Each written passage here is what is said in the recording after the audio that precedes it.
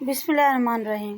ایک مرتبہ حضور نبی کریم صلی اللہ علیہ وآلہ وسلم نے ایک دیہاتی سے گھوڑا خریدا۔ آپ صلی اللہ علیہ وآلہ وسلم نے اس دیہاتی سے فرمایا، میرے پیچھے پیچھے چلے آؤ۔ یہ سودا دراصل راستے میں ہوا تھا اور وہ جگہ نبی کریم صلی اللہ علیہ وآلہ وسلم کے گھر سے کچھ فاصلے پر تھی۔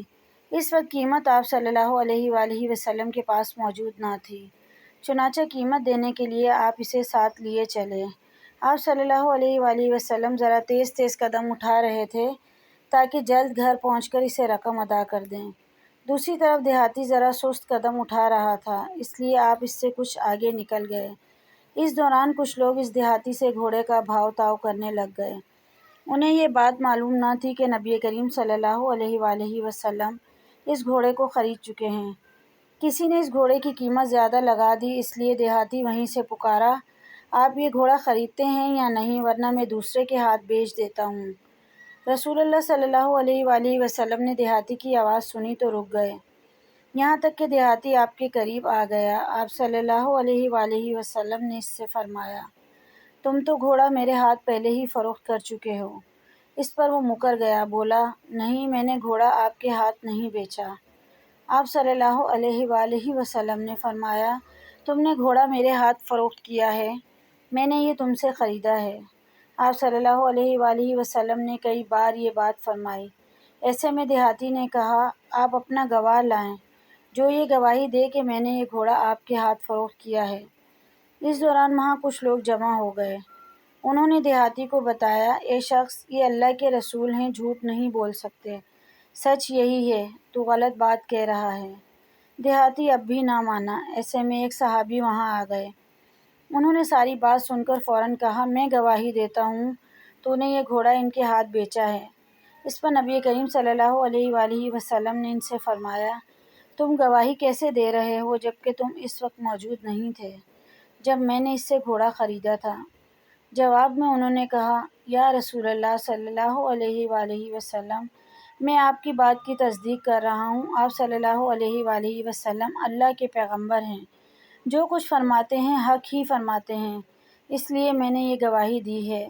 رسول اللہ صلی اللہ علیہ وآلہ وسلم نے ان کا اخلاص دیکھ کر فرمایا، آج کے بعد خزیمہ جس کے حق میں یا خلاف گواہی دیں گے تو ان کی گواہی ہی کافی ہوگی، کیونکہ ان کی گواہی دو آدمیوں کی گواہی کے برابر ہے۔ اس دن یہ صحابی یعنی حضرت خزیمہ بن ثابت خطمی رضی اللہ تعالیٰ عنہ ذو الشہادتین یعنی دو گواہیوں والے مشہور ہو گئے۔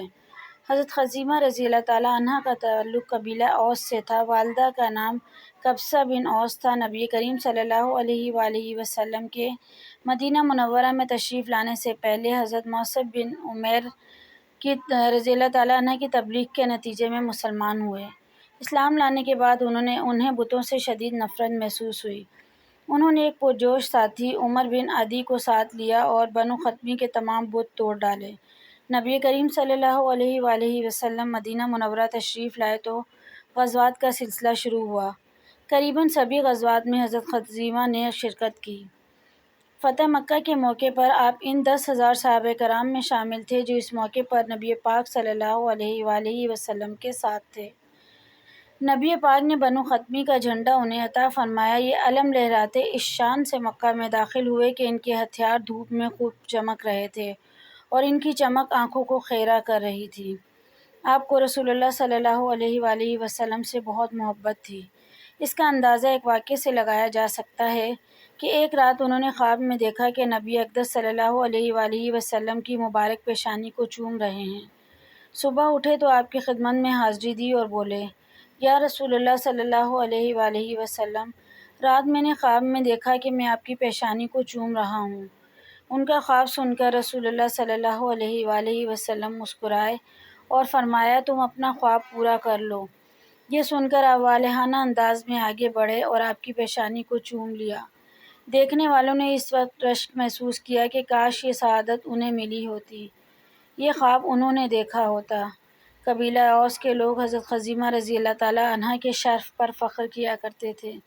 آپ رضی اللہ تعالیٰ عنہ 38 کے قریب احادیث کے راوی بھی ہیں۔ آپ جنگ صفین میں شہید ہوئے۔